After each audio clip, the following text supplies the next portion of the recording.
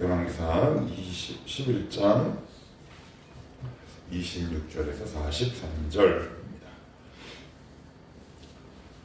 11장 26절에서 43절. 우리 한 절씩 교독합니다. 봅시다. 솔로몬의 신하 느밧의 아들 여로보암이 또한 손을 들어 왕을 대적하였으니 그는 에브라임 족속인 스레다 사람이요 그의 어머니의 이름은 스루아인이 과부더라. 그가 손을 들어 왕을 대적하는 까닭은 이러니라. 솔로몬이 밀물을 건축하고 그의 아버지 다윗의 성읍이 무너진 것을 수축하였대. 이 사람 여로보암은 큰 용사라. 솔로몬이 이 청년의 부지런함을 보고 세워 요셉 족속의 일을 감독하게 하였더니 그 즈음에 여로보암이 예루살렘에서 나갈 때 실로 사람 선지자 아히야가 길에서 그를 만나니 아히야가 새 의복을 입었고 그 두 사람만 들에 있었더라. 아히야가 자기가 입은 새 옷을 잡아 12조각으로 찢고 여로보암에게 이르되 너는 12조각을 가지라. 이스라엘의 하나님 여호와의 말씀이 내가 이 나라를 솔로몬의 손에서 직접 빼앗아 10지파를 내게 주고 오직 내 종 다윗을 위하고 이스라엘 모든 지파 중에서 택한 성읍 예루살렘을 위하여 한 지파를 솔로몬에게 주리니 이는 그들이 나를 버리고 시돈 사람의 여신 아스타롯과 모압의 신 그모스와 암몬 자손의 신 릴몬을 경배하며 그의 아버지 다윗이 행한 같지 아니하여 내 길로 행하지 아니하여 나 보기에 정직한 일과 내 법도와 내 율례를 행하지 아니하니라. 그러나 내가 택한 내 종 다윗이 내 명령과 내 법도를 지켰으므로 내가 그를 위하여 솔로몬의 생전에 있는 온 나라를 그의 손에서 빼앗지 아니하고 주관하게 하려니와 내가 그의 아들의 손에서 나라를 빼앗아 그 10지파를 내게 줄 것이요 그의 아들에게는 내가 한 지파를 주어서 내가 거기에 내 이름을 두고자 하여 택한 성읍 예루살렘에서 내 종 다윗이 항상 내 앞에 등불을 가지고 있게 하리라. 내가 너를 취하리니 너는 내 마음에 원하는 대로 다스려 이스라엘 위에 왕이 되게. 내가 만일 내가 명령한 모든 일에 순종하고 내 길로 행하며 내 눈에 합당한 일을 하며 내 종 다윗이 행한 것 같이 내 율례와 명령을 지키면 내가 너와 함께 있어 내가 다윗을 위하여 세운 것 같이 너를 위하여 견고한 집을 세우고 이스라엘을 내게 주리라. 내가 이로 말미암아 다윗의 자손을 기록게 한 것이나 영원히 하지는 아니하리라 하셨느니라. 이러므로 솔로몬이 여로보암을 죽이려 하며 여로보암이 일어나 애굽으로 도망하여 애굽 왕 시삭에게 이르러 솔로몬이 죽기까지 애굽에 있으니라. 솔로몬의 남은 사적과 그의 행실과 그의 죄는 솔로몬의 시록에 기록되지 아니하였느냐. 솔로몬이 예루살렘에서 온 이스라엘을 다스린 나일 수가 40년이라. 솔로몬이 그의 조상들과 함께 자라 그의 아버지 다윗의 성부에 장사하고 그의 아들 여로보암이 대신하여 왕이 되니라. 아멘. 예, 어제 우리가 살펴봤습니다. 하닷과 르손. 근데 이제 여기 이제 여로보암이 이제 나오는데 이 사람이 대단한 사람입니다. 어마어마한 사람이에요. 뭐가 어마어마하냐? 이제 여러분들 열왕기상 쭉 읽어보시면 제가 그냥 간단하게 불러드리면 16장, 22장, 열왕기하 3장, 열왕기하 10장, 열왕기하 13장들을 보시면 이런 표현이 나옵니다. 여로보암의 길이란 말이 나옵니다. 그건 뭐냐? 다윗의 길과 반대되는 것. 그래서 가장 악한 왕의 대명사가 여로보암입니다. 그래서 여로보암의 길은 다윗의 길과 반대. 그런데 이제 이 여로보암이 어떤 사람이냐? 오늘 설교 제목이 제가 이렇게 한번 정해봤어요. 지난 토요일날 주보를 작성하면서 뜻밖의 기회. 여로보암에게는 뜻밖의 기회죠. 왜요? 솔로몬의 신하였거든요. 한 건축 일부를 맡고 있는 신하였어요. 그래서 여러분 여기 26절에 보시면 대개의 경우 누구를 소개할 때 보통은 그 히브리식 그 문화가 뭐였냐면 이렇게 해요. 진성이는 누구누구 집안의 아들이라. 그는 누구고 그의 자녀는 누구도 그리고 그 아버지는 또 누구의 아버지더라. 이 패턴이 여러분 동일하게 이어져요. 그러니까 우리는 누구 아버지 그런데 그러니까 제가 늘 요즘 자주 말씀드리죠.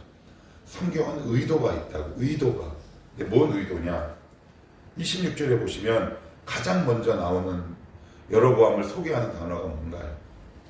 솔로몬의 이게 중요해요. 이게 핵심이에요. 왜? 이미 앞에서 우리 주님께서 이렇게 말씀하셨거든요.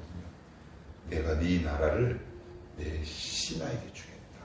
이렇게 말씀하세요. 하나님 말씀이 이루어졌음을 얘기하는 거예요. 두려운 말씀이죠. 그러면 왜 하나님은 다른 사람도 아니고 자기가 신하로 부리던 사람에게 솔로몬이 통치하던 나라를 반을 뚝 떼서 10지파를 주어버리실까요? 성경은 나와 있지 않은데 이런 생각이 참 많이 들었어요. 왜 우리가 보통 성경을 보시다 보면 이렇게 하나님 말씀 이렇게 해야지, 하나님 왜 이러셔? 뭐 이런 어떤 접근이 있는데 어제 말씀을 준비하다가 이런 생각이 문득 들더라고요. 나도 솔로몬 내 신하나 다름없고 내가 가장 아끼는 사람이었는데 솔로몬이 나를 배신했다. 우리 주님의 마음이 얼마나 아플까? 그런 생각을 한번 해봤어요. 솔로몬이 자기가 신뢰해야 하던 부하가 자기를 배반했을 때 느끼는 그 괴로움은 어떨까? 우리는 한 번도 하나님의 마음을 헤아려 본 적은 혹시 없나? 나는 과연 있나? 이런 생각 들어요. 그러니까 우리는 그냥 하나님 참 너무하다. 하나님 왜 이러셨어? 이렇게만 생각했지 하나님 입장에서 성경을 본 경우는 그렇게 많지 않아요. 하나님은 분명히 이유가 있다 싶어요. 그냥 어떻게 되다 보니까 신하에게 주는 것이 아니라 여러분 한번 생각해 보십시오. 여러분들이 정말 사랑하고 다윗은 누구에게 쫓깁니까? 압살롬이 누굽니까? 아들이잖아요. 솔로몬은요? 여로보암, 그 신복. 그래서 여기 보시면 여로보암이 굉장히 성실해서 그를 믿고 세웠다라는 구절이 중간중간에 나온단 말이에요. 내가 믿었던 사람, 내가 사랑했던 사람으로부터 배반당하는 아픔.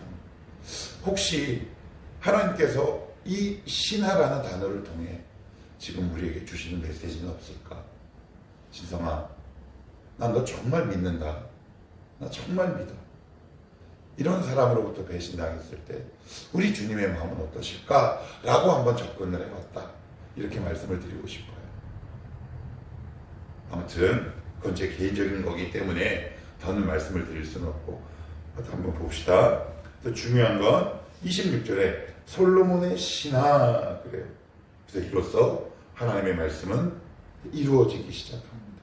근데 우리가 여기서 조금 더 심층적으로 볼 건 사도 바울은 그의 서신서인 고린도서에서 이렇게 얘기합니다.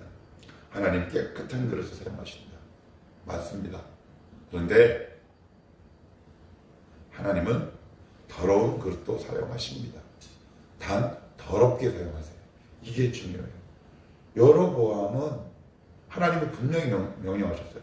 너 정말 뜻밖의 기회로 네가 한 나라를 얻을 텐데 내 말대로 네가 다윗의 길로 행하면 내가 네 왕위를 영원히 견고하게 하겠다. 그런데 아까 제가 말씀드렸죠.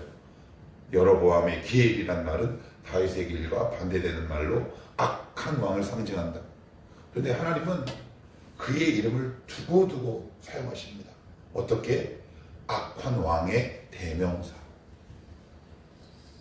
하나님은 성결한 자는 성결한 도구로 거기에 걸맞게 사용하시고 악하고 깨끗하지 못한 그릇은 그대로 사용하십니다. 그래서 두려워요. 우리가 각성해야 할 게 뭐냐면, 나를 이대로 사용하실 수도 있구나. 이게, 그래서 우리가 날마다 그리스도의 보혈로 우리의 심령과 영혼을 돌보지 않으면, 여로보암은 여로보암의 길 그대로 사용하세요. 악한 사람은 악한 도구로 사용하세요.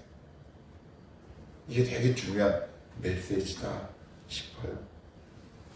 아무튼 하나님은 이 여로보암에게 뜻밖의 기회를 허락하십니다. 당신의 말씀이 온전히 이루어졌음을 선포하죠. 제가 누누이 말씀드리지만 하나님의 말씀은 반드시 이루어집니다. 그래서 신화를 강조하고 있는 거죠. 우리가 되게 하나님을 믿는다, 하나님을 신뢰한다라고 할 때, 제가 예전에도 한번 말씀드렸지만, 나는 유종석 집사님 참 신뢰해. 제가 만약에 누군가에게 이렇게 말을 했다고 합시다. 그런데 만약에 제 말 끝마다, 그렇지만 유종석 집사의 말은 신뢰하지 않아 라는 말은 없다 그랬습니다. 하나님을 신뢰한다 라는 말은 하나님이 하신 말씀을 신뢰하는 거예요. 내가 하나님을 믿는다 라는 말은 하나님의 말씀을 믿는다 라는 말은 하나님을 믿는다 라는 말과 동일한 거예요. 그러니까 신앙의 척도는 하나님의 말씀을 얼마나 신뢰하고 붙드느냐에 달려 있어요. 말씀을 신뢰하는데 하나님을 신뢰하지 않는다 라는 말은 없습니다. 말씀을 믿는데 하나님을 믿지 않아 라는 말은 역시 없습니다.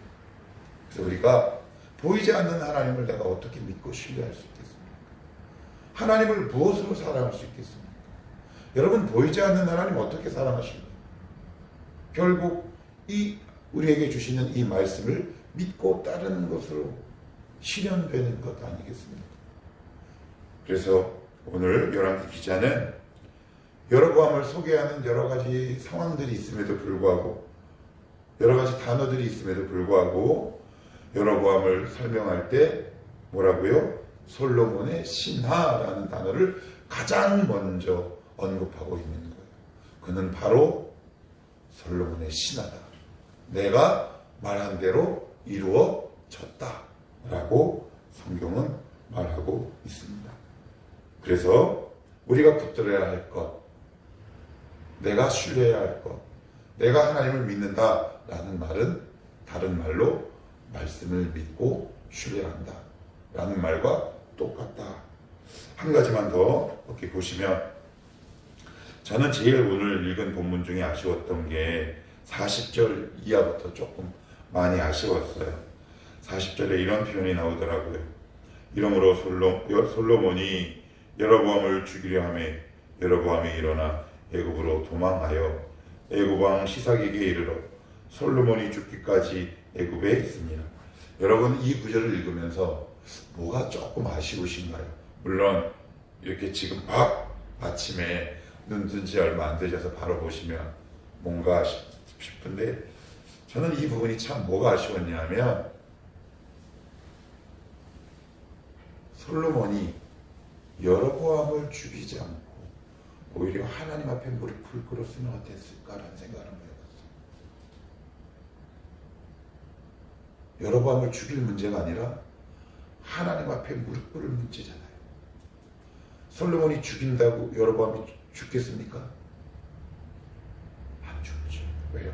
하나님의 말씀대로 세워진 사람이기 때문에. 이만큼 솔로몬이 영적으로 아둔해진 거죠. 참 두렵죠. 그렇게 지혜롭던 사람이 이렇게 아둔함으로까지 떨어질 수 있구나. 저와 여러분들 꼭 기억하셔야 돼요.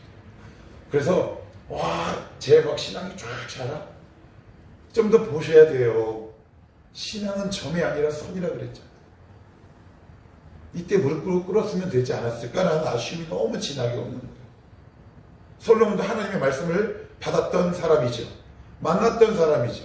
하나님을 사랑했던 사람이죠. 하나님의 지혜의 정점에 있던 사람입니다. 그런데 이 사람이 나락으로 떨어지니까 하나님이 세운 사람을 어떻게 해요? 죽이는 일. 그러면 결국 어떤 상황까지 떨어진 거예요? 여로보암을 죽인다는 말은 다른 말로 뭐예요? 말씀을 대적하는 거죠. 하나님이 분명히 이렇게 말씀하셨다면 네 하고 무릎 꿇고 회개해야 하는데 그렇게 하지 않습니다. 여기까지 솔로몬이 나락으로 이미 떨어져 간 거예요. 그러면 다윗도 그랬죠. 사무엘하 11장에 솔로몬도 그랬죠. 그러면 저와 여러분, 우리도 날마다 꾸준히 하나님 앞에 나와 말씀을 통해 자기의 영혼을 살피고 그리스도의 보혈로 날마다 씻어내지 않으면 우리의 영혼도 솔로몬처럼 이렇게 이런 나락으로 떨어질 수 있다라는 또 다른 메시지 아니겠습니까? 그래서 이 모습이 나의 진짜, 이게 진짜 솔로몬의 모습이에요. 그러면 솔로몬이 와서 그 지혜로 그 두 과부의 재판을 했던 그 모습은요, 그건 어떤 모습입니까? 그건 하나님이 주신 은혜의 모습이고, 이 모습이 솔로몬의 본질이죠. 그죠? 맞지요? 그래요. 그래서 우리가 날마다 깨어 있어야 하는 이유가 바로 여기다. 그리고 나서는 솔로몬은 어떻습니까? 조상에게 돌아가지. 43절에 보시면 솔로몬이 그의 조상들과 함께 잠에 그의 아버지 다윗의 성읍에 장사되고 그의 아들 르호보암이 대신하여 왕이 되니라.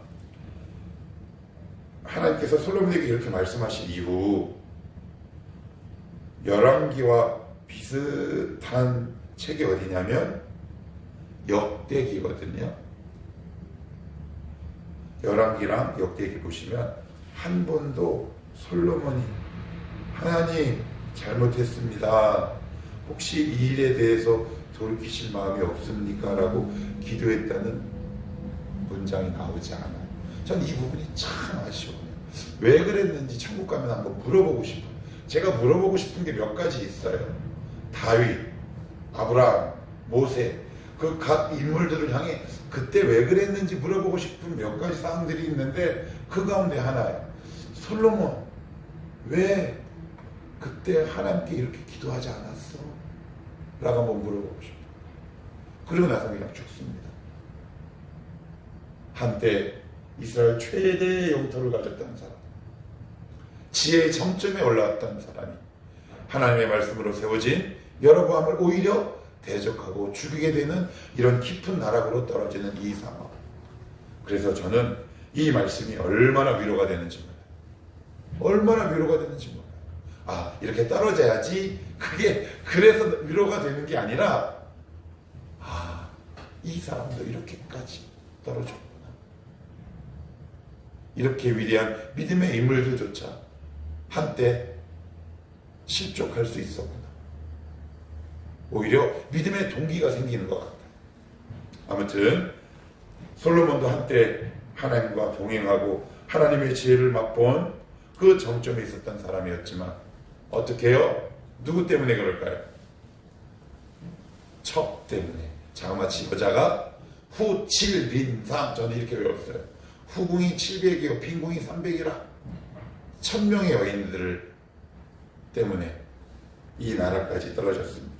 우리 이 솔로몬의 경우를 반면교사 삼아 하나님, 오늘도 우리가 그렇게 확 오르지는 않지만 오늘도 묵묵하고 꾸준히 주님의 손을 붙잡고 믿음의 길을 걸어가는, 하나님과 동행하는 오늘 하루가 되게 하옵소서. 이렇게 기도하는 하루가 되었으면 좋겠습니다. 기도합시다.